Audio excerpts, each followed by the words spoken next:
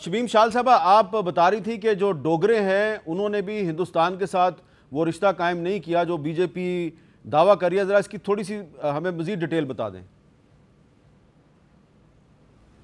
دیکھیں، آپ جموں کی چونکہ نیوزیں آ رہی ہیں، تھوڑی سی خبریں آ رہی ہیں، آپ دیکھیے گا انہوں نے خوشی کا مظاہرہ نہیں کیا ہے، انہوں نے مٹھائیاں نہیں بانٹی ہے، اگرچہ بی جے پی نے وہاں پر وہ سیٹیں جو جس طریقے سے لے لی ہے وہ الگ ایک کہانی ہے، لیکن بی جے پی کی جو یہ نئی جو رشتہ داری ہے اس کو جموں کے لوگ اس کانسٹیٹیوشنل تبدیلی کو کبھی نہیں مانیں گے، کیونکہ کرن سنگھ کی کا بیان آپ نے سنا ہوگا اور انہوں نے کیٹیگوریکلی کہا کہ، اور چونکہ وہ کسٹوڈین ہے اپنے اس آرٹیکل 35A کا، وہ اس وقت اس کے جو والد تھے وہ مہاراجہ کا ایک ان کے ساتھ ایک ایگریمنٹ تھا، جب انہوں نے اس ایگریمنٹ کو ختم کیا، ڈوگرے پہلے لوگ ہوں گے جو اس کے خلاف اٹھیں گے۔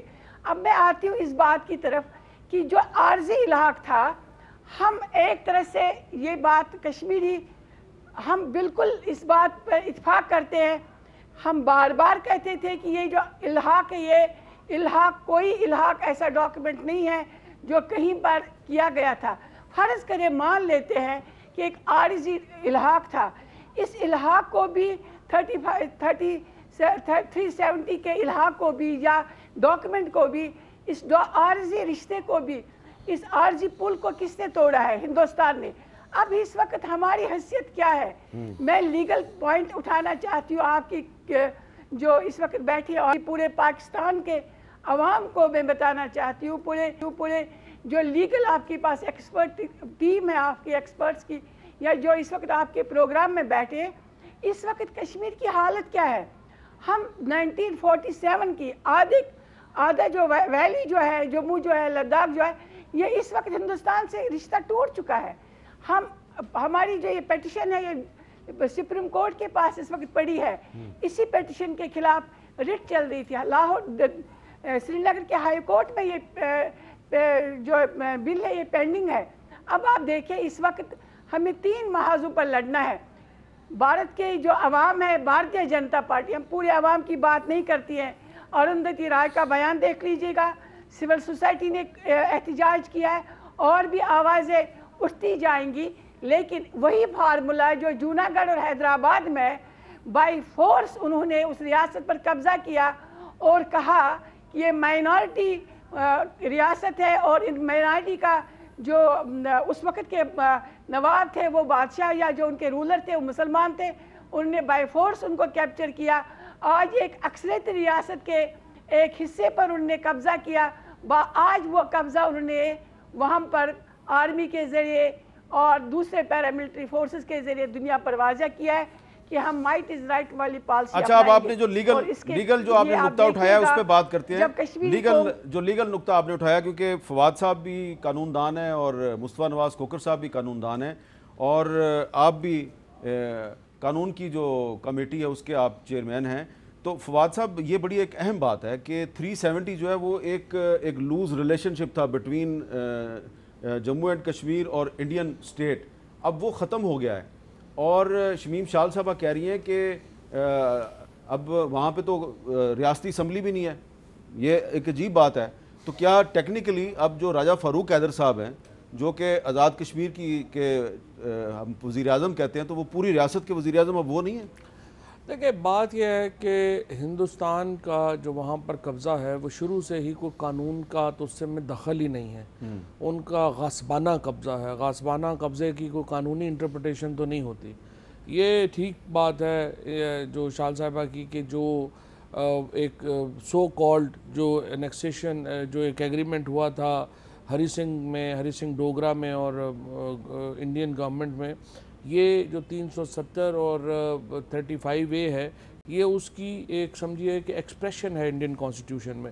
یہ بعد میں جب فاروق عبداللہ کا ہوا تھا کانسٹیٹیوئنٹ اسمبلی تو اس وقت یہ پھر 370 کو ڈالا گیا تھا، شیخ عبداللہ، تو اس وقت اس سے پہلے یہ جو کلاس 7 تھی جو انیکسیشن ڈاکومنٹ کی، اس میں ہے، پھر اس کو ذرا کانسٹیٹیوشنل پارٹ جو ہے وہ یہ بنا، لیکن یہ تو لیگل جارگن ہے۔ جس طرح میں نے عرض کیا، ہندوستان کا وہاں پہ قبضہ غاصبانہ ہے، غاصبانہ قبضے میں وہی ہوتا ہے جو وہاں پہ کیا ہے انہوں نے۔ پورا کشمیر جو ہے وہ اس وقت بھٹی میں جل رہا ہے، تمام لوگ جیلوں میں ہیں، برے حالات ہیں، ہیومن رائٹس کی وہاں پہ کوئی پرواہ نہیں ہے. سو مجھے یہ لگتا ہے کہ یہ انشاءاللہ جو تحریک اٹھی ہے اس تحریک کو دبانا ہندوستان کے لیے بھی ناممکن ہے. اور دنیا کو دیکھیے بڑی واضح بات ہے، میں جس طرح سے پرائم منسٹر صاحب نے کہا کہ ہم کوئی نیوکلیر بلیک میلنگ نہیں کرنا چاہتے، لیکن اگر ایکسٹینٹ بڑھتی ہے تو پاکستان اور ہندوستان کی جنگ کوئی عراق امریکہ یا افغانستان والا معاملہ نہیں ہوگا. اس جنگ کی حدت، اس جنگ کی شدت برلن سے لے کے واشنگٹن تک، واشنگٹن سے لے کے لندن تک، ریاض سے لے کے تہران تک، اور تہران سے لے کے کائرو تک ہر دنیا کا جو کیپٹل ہے وہ فیل کرے گا. یہ کوئی معمولی بات نہیں ہوگی پاکستان. لیکن چوئی صاحب اس کے لیے ضروری نہیں ہے کہ پہلے ہم پاکستانی قوم میں ایک اتحاد پیدا کریں اور دنیا کو بتائیں کہ ہم اس مسئلے پہ متحد ہیں؟ پاکستانی قوم متحد ہے بالکل، اس کے اوپر کوئی شبہ ہی نہیں ہے. ہمارے جو مرضی ایکسپریشنز ہوں، جو مرضی ہم اس کے اوپر کریں. جب کشمیر کی بات آئے گی، ہندوستان کے ایک غاصبانہ قبضے کی بات آئے گی، پورا پاکستان اکٹھا ہے انشاءاللہ. مصطفیٰ صاحب 15 اگست کو یوم سیاہ منانا ہے پوری پاکستانی قوم نے، آپ کے خیال میں کیسے یوم سیاہ منانا چاہیے؟ دیکھیے میر صاحب، میں ذرا کوئکلی قومی یکجہتی کی، کیونکہ اس وقت ضرورت بھی ہے قومی یکجہتی کی، لیکن یہ میں بات یہاں پر سیکنڈ کرنا چاہوں گا سینیٹر عباسی صاحب کی، کہ جو قومی یکجہتی کو اس کروشل حالات میں خراب کرنے کے لیے، اس بیانیے کو ڈائیورٹ کرنے کے لیے جو مریم نواز صاحبہ کی جو گرفتاری اس موقع پہ کی گئی، وہ کسی بھی طرح اس معاملے میں وہ اچھا تاثر اس سے نہیں گیا. اور ایک خاص بیانیہ ہے، ایک بیانیہ یہ ضرور موجود ہے کہ یہ سارا کچھ ایک ارینجمنٹ کے تحت ہو رہا ہے، اور پاکستان کو اس میں بے خبر رکھا گیا، باخبر رکھا گیا، یہ ایک الگ بحث ہے. لیکن اس بیانیے کو اس طرح کی چیزوں سے تقویت ملتی ہے. تو ہمیں اس وقت بہت ضروری ہے کہ ہم اپنے قومی یکجہتی کو کوئی ایسا قدم نہ اٹھائیں کہ جس سے پاکستان کے اندر انتشار پھیلے. پہلی چیز. جہاں تک ذکر کیا محترمہ شال صاحبہ نے بھی اور آپ نے بھی، دیکھیے جو 370 تھا، اس 370 کے اندر بھی لکھا ہوا تھا کہ کانسٹیٹوئنٹ اسمبلی، کہ کانسٹیٹوئنٹ اسمبلی کو یہ اختیار حاصل ہے کہ وہ صدر پاکستان کو، صدر ریاست کو وہ لکھ سکتی ہے. اچھا، وہاں پر اب اس وقت کانسٹیٹیوئنٹ اسمبلی موجود ہی نہیں ہے، اور اس کانسٹیٹیوئنٹ اسمبلی کے اختیارات کو ایکسرسائز کیا ہے گورنر نے. تو اب وہاں پر یہ وہاں کے معاملہ سپریم کورٹ کے اندر ضرور پہنچ گیا ہے. اب وہاں پر اس کی دیکھتے ہیں کہ وہاں پر اس کی کیا انٹرپریٹیشن کی جاتی ہے وہاں کی سپریم کورٹ کی جانب سے. لیکن جہاں تک ہمارا تعلق ہے، فار پریکٹیکل ریزنز، جس طرح سینیٹر مشتاق صاحب کہہ رہے تھے اور دیگر لوگوں نے کہا، یہ انیکسیشن ہو چکی ہے. یہ انیکسیشن ہو چکی ہے جو سیمی اٹونومس ایک آکوپیشن ہو چکی ہے، اور انڈین آرمی کی اس وقت حیثیت آکوپیشنل فورس کی ہے. آکوپیشنل فورس، اور جس طرح سینیٹر صاحب نے پہلے کہا، یہ ایکٹ آف وار ہے. میری ذاتی نظر میں پاکستان کے پاس آپشنز بہت کم ہیں. الٹیمیٹلی وہاں پر دیکھیے، ہم پہلے بات کر رہے تھے انڈیجنس موومنٹ پہلے ہی ایک خاص مقام پر وہاں پر پہنچ چکی ہے. اس عمل کے بعد وہاں کے نوجوان ان کے قابو میں نہیں رہیں گے، انہوں نے باہر نکلنا ہی نکلنا ہے. وہاں پر کاروائیاں ہونی ہی ہونی. لیکن وہ نوجوان پاکستان سے کہہ رہے ہیں آپ بھی کچھ کریں. نہیں، میرا آرگیومنٹ اور ہے. میرا آرگیومنٹ یہ ہے کہ وہاں کی جو کشمیری پاپولیشن ہے اب قابو میں نہیں رہے گی، وہاں کا نوجوان قابو میں نہیں رہے گا. وہاں پر وہ حملے کرے گا، وہ لڑے گا، اور جب وہ لڑے گا تو اس کا تمام الزام پاکستان کے اوپر ڈالا جائے گا، اور یہ جنگ ہونی ہے. پرائم منسٹر نے اپنی جنگ ہونی ہے. دیکھیے سونو اور لیٹر، کیونکہ انڈیا نے سب کچھ بلیم کرنا ہے پاکستان کے اوپر، تو ہمیں پرائم منسٹر نے اپنی سپیچ میں ہمیں اس برے وقت کے لیے تیاری کرنی چاہیے. مینٹلی ہمیں پریپیئر ہونا چاہیے، ہمیں ہر طرح کی تیاری اپنی بھرپور رکھنی چاہیے، اور ہم کسی طرح سے پیچھے ہٹنے والے نہیں ہیں. ہم ایک گھر میں رہتے ہیں، ہمارے بہت سے گلے ہیں، اور ہم اس کانسٹیٹیوشنل رول کے اندر جو ہماری ریاست کے اندر ہے اس کے اوپر ہم وہ گلے، ہم ایک گھر کے باسیے کرتے رہیں گے. ہمارے موقف ہیں اس کے اوپر ہم قائم رہیں گے اس پر. لیکن یہ بات ہمیں تسلیم کرنی پڑے گی کہ یہ جو پچھلی 1-1.5-2 دہائیوں میں ہماری پاکستان کی افواج نے جس طریقے سے دہشت گردی کا مقابلہ کیا، یہ ایک بیٹل ہارڈن فورس ہے. اس نے کوئی اس کا آفیسر اور کوئی اس کا جوان ایسا نہیں ہے کہ جس نے سخت سے سخت ترین ایریا میں میکسیمم ڈیوٹی نہ کی ہو. تو ہمیں کوئی، اور پھر اب جو ریسنٹ ایسکیلیشنز ہوئی، اس ایسکیلیشن میں بھی ہم نے ثابت کی اپنی ریزالو، جو پلوامہ کے بعد انسیڈنٹ ہوا. تو ہمیں بالکل گھبرانا نہیں چاہیے، کوئی کسی کو خوف والی بات نہیں کرنی چاہیے، ہمیں تیار رہنا چاہیے. انڈیا نے ہمارے اوپر الزام لگانا ہے، اس نے ایل او سی کے اوپر کشیدگی بڑھانی ہے، اور ہمیں منہ توڑ جواب دینا ہے. جی سینیٹر کلیئرٹی ہونی چاہیے. میں مختصراً عرض کروں گا میر صاحب کہ ایک تو جو کچھ کشمیریوں نے کرنا تھا وہ کر چکے ہیں، इंसानी तारीख में इतनी बड़ी कुर्बानी अपनी आज़ादी के लिए, इतनी ताकतवर जारह आसिफ फ़ौज के ख़िलाफ़, ये एक रिकॉर्ड है, वो कर चुके हैं। अब जो कुछ करना है वो पाकिस्तान ने करना है, पाकिस्तानी कौम ने, पाकिस्तानी हुकूमत ने, पाकिस्तानी रियासत ने। दो चीज़ें आप देख लें, हमारे जितने भी इक़दामात होते हैं वो रिएक्टिव होते हैं, प्रोएक्टिव नहीं होते। हिंदुस्तान की जितने भी इक़दामात होते हैं वो प्रोएक्टिव होते हैं, वो इक़दाम करता है, हम फिर उसके रद्दअमल में। इसलिए मैं कहता हूँ हमें प्रोएक्टिवली एक मंसूबा बनाना चाहिए, कंप्रहेंसिव मंसूबा, जिसमें पूरी पॉलिटिकल पार्टीज़, पाकिस्तान के आर्म फोर्सेस, पाकिस्तान की हुकूमत, वो तमाम एक पेज पर हों। यहाँ मैंने बात की कि देखें पुलवामा का जो वाक़या हुआ, किस चीज़ ने हमें पाकिस्तान को बचाए रखा? दो चीज़ें थी, अंदरूनी इत्तेहाद और इत्तेफाक, और हमारी आर्म फोर्सेस का जिहाद फ़ी सबीलिल्लाह। हमारी आर्म फोर्सेस का नारा ही ईमान, तकवा और जिहाद फ़ी सबीलिल्लाह। जब हम ये बात करते हैं कि भाई ये जो कश्मीर, आपने बच्चों को दिखाया, वो जो छोटा बच्चा नारा लगा रहा था, ये जिहादी फ़ी सबीलिल्लाह है। ये जो बुरहान मुज़फ़्फ़र वानी था, श्रीनगर से यूनाइटेड नेशन की जनरल असम्बली तक, जिसकी कुर्बानी के गूंज सुनाई दी पूरी दुनिया में, ये जिहाद फ़ी सबीलिल्लाह। जब जिहाद फ़ी सबीलिल्लाह की बात की जाती है, ये वो चीज़ है जो हमें इत्तेहाद देगा, ये वो चीज़ है जो हिंदुस्तान के मुकाबले हमें क़ुव्वत देगा। इसमें आपको हाफिज़ सईद कहाँ से नज़र आ गए पता नहीं, मुझे समझ ये नहीं आ रही। हमारे पास पूरे एक मजबूत केस है, हिंदुस्तान एक आसिफ है, वहाँ पे यूनाइटेड नेशन की रिपोर्ट्स हैं, ह्यूमन राइट्स वायलेशन हो रही हैं। आप इस रिपोर्ट्स को, इसकी बुनियाद पे आप अपना केस नहीं पेश कर सके। हमारे सफारत खाने गुज़िश्ता चंद सालों में 56 अरब रुपए खर्च कर चुके हैं, 56 अरब रुपए खर्च कर चुके हैं। मैं पूछना चाहता हूँ, हिंदुस्तान एक दहशतगर्द है, एक आसिफ है, मोदी का खुद दुनिया के अंदर इमेज जो है वो एक कातिल का है, फिर भी आप उसके मुकाबले में अपने बेहतरीन केस को प्रॉपर तरीके से पेश नहीं कर सकते। मैं समझता हूँ ये हमारी कमज़ोर एस्पेक्ट्स हैं, हमें इसका जायज़ा भी लेना चाहिए और हमें इसकी दुरुस्तगी भी करनी चाहिए। जी भाई साहब, जैसा जो आपने पहले सवाल किया वो बड़ा इंपॉर्टेंट है, वो बड़ा रेलिवेंट है। जो आपने बात पूछी थी कि अब स्टेटस क्या रह गया, इस जब 47 ये मामला हो, 3 शायद स्टेट थी, एक चूनागढ़ थी, एक हैदराबाद, दक्खन था और कश्मीर, जिनका फैसला होना था। उन दोनों में आबादी मुस्लिम ज़्यादा थी, लेकिन हुक्मरान दोनों के जो थे मुसलमान थे। यहाँ सबसे ज़्यादा बड़ी आबादी मुसलमानों की थी, लेकिन हुक्मरान महाराजा हरी सिंह थे। उन्होंने और फारूक शेख अब्दुल्ला ने ये मिल के एक अरेंजमेंट की थी। मुझे लगता है कि शेख अब्दुल्ला वगैरह को पहले से अंदाज़ा था कि हम यहाँ रहें और हमें इक़्तिदार मिल जाए और हम इनके साथ कोई लूज। हिस्ट्री बिल्कुल यही बताती है कि शेख अब्दुल्ला साहब जो हैं उनके पास कायद आज़म ने बहुत से मैसेंजर्स भेजे, डॉक्टर एम डी तासीर को भेजा, सरदार शौकत हयात को भेजा, और 44 में कायद आज़म ने शेख अब्दुल्ला से कहा था इन पर कांग्रेस पे एतबार न करो, धोखा देंगे। लेकिन वो इक़्तिदार के लिए कहा था, उसने इक़्तिदार के लिए अरेंजमेंट कर ली थी। लेकिन उस अरेंजमेंट के ज़रिए वो जो गलत थी, शायद हमने कभी भी ना मानी हो, ये बिल्कुल ठीक बात है, लेकिन उसके बाद अब रियासत की पोजीशन वही बहाल हो गई है जो महाराजा हरी सिंह के वक्त की थी। अब राजा फारूक हैदर मुत्तहिद सारे कश्मीर का वज़ीर आज़म ऐसे कहना चाहिए, क्योंकि जब आपने जो लूज एग्रीमेंट किया था, ये इंडिया की हुकूमत ने अपने रियासत के साथ भी धोखा किया है, अपने आइन के साथ भी धोखा किया, अपने लोगों के साथ भी धोखा किया है। कोई हुकूमत इस तरह धोखाबाजी नहीं करती। उन्होंने ये धोखा किया है, जिन लोगों के साथ उन्होंने वादा किया था, नेहरू ने वादा किया और उसके बाद चलते आए ये सारे वादे, धोखा किया है। तो अब ये स्टेटस तो ज़रूर रह गया है, लेकिन जो बहुत ज़रूरी मामला ये है कि ये बहुत बड़ा अटैक है।